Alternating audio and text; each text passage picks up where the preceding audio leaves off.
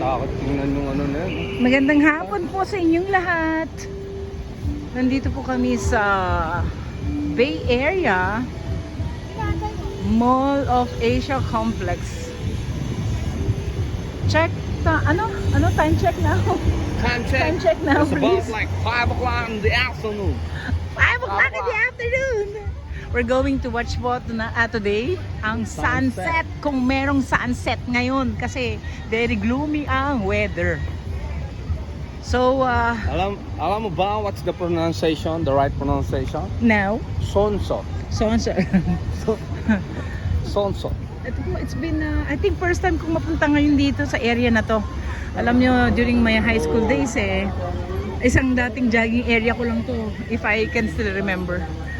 Yung uso pa yung mga date dito nung unang panahon. I'm talking about 25 to 30 years ago, no? Napakalaki na ipinagbago nito. Tingnan mo yun, Opo, no? sa background natin, makikita ninyo, marami na naman buhangin itatambak dito. Bagando na. Oh my gulay. Pero malinis ang area, may baso na maayos. May garbage separation. May Ferris wheel din pero hindi umaandar. May fountain. Tubibo yan. Ayan. Dito. Perfect place to unwind sa hapon. May kangkong ko. Ayan na, ang Manila Bay. Ang daming basura sa Manila Bay. Huwag natin pakita.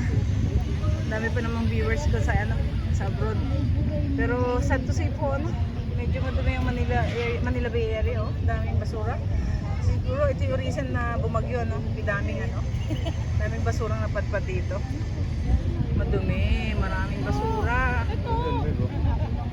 At yun, may buhangin na naman, hindi siya bundok po hindi po yan bundok, yan po ay buhangin.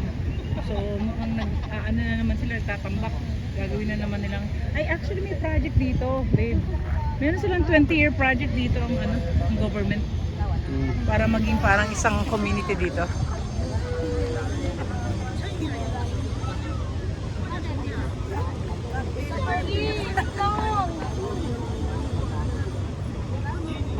Marami rin ditong mga foreign nationals at if you want to just walk, exercise, perfect place dito sa Bay Area. Maglakad-lakad, ang daming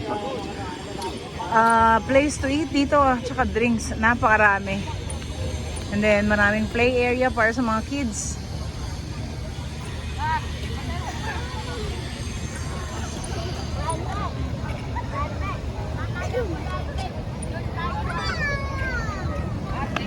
Mandarin Tubibo. Kung ano.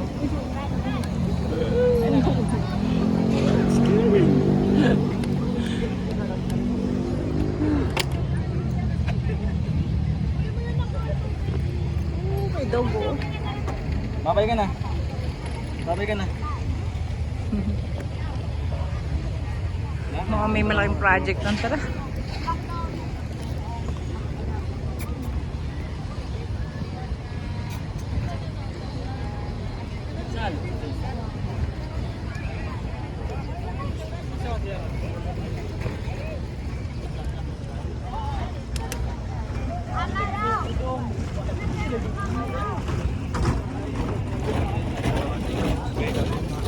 Hindi nakikita ng government. Bullshit to Diba? Dito na yung basura Sayang nga, siguro dahil nung bumagyo, hindi pa nila nalilinis. Medyo kalungkot tingnan, maraming basura.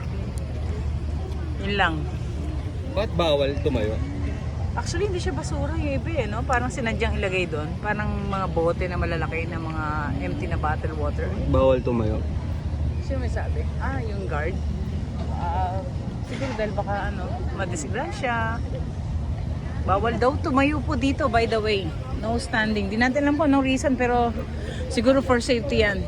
For sure. Merong roving guard kasi din dito sa area. So that's good, no? May security. Bawal tumayo pero hindi bawal yung basura. Well, napadpad siguro dito yan. Ganda naman ito, babe. Saan ba ito nare-rent? Yung ganyang Andyan lang. scooter na yan.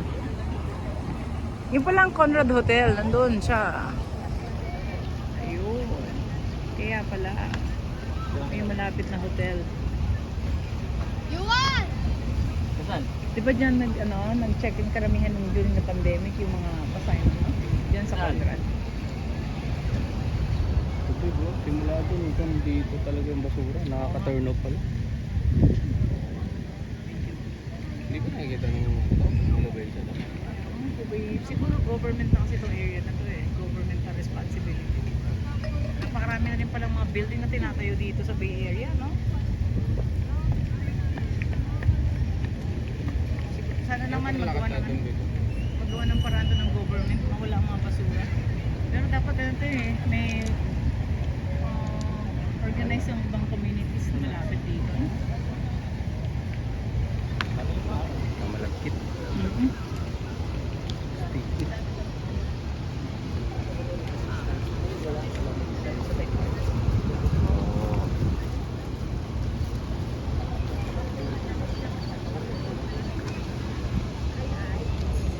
Ayun.